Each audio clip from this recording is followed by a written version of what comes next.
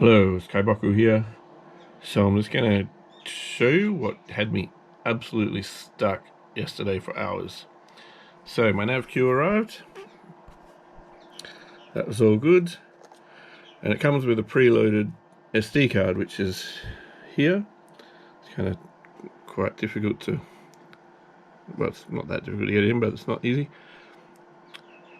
So plug it in, plug in the HDMI, get it all going, plug in some internet, and then all it would boot up to is this screen.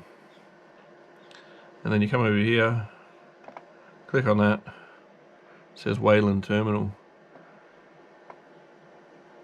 So I just didn't get what was meant to be happening. I was like, what is that?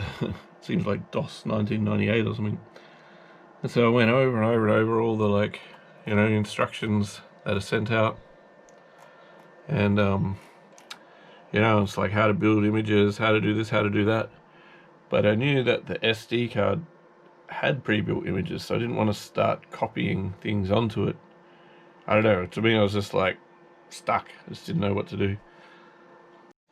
So then after trying all of these just different things, but like still just being stumped, just before I quit for the day, I thought, I wonder if there's anything in there that could be updated. I wonder if there's some kind of software. So I just typed in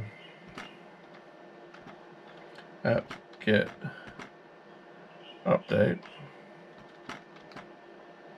Oops, that's wrong. Update. And then it came up with all these things saying Ubuntu. And then I realized that it's what's on that SD card is the version of Ubuntu that doesn't have a GUI. And so yeah, so we're basically ready to roll. We just have to operate the whole computer from the terminal, which is fine. So there you go. Wasted hours and hours and hours without realizing that Ubuntu was already loaded.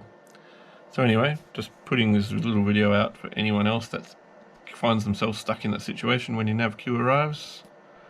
Yes. Alright, now to get on with the programming. Have a good day.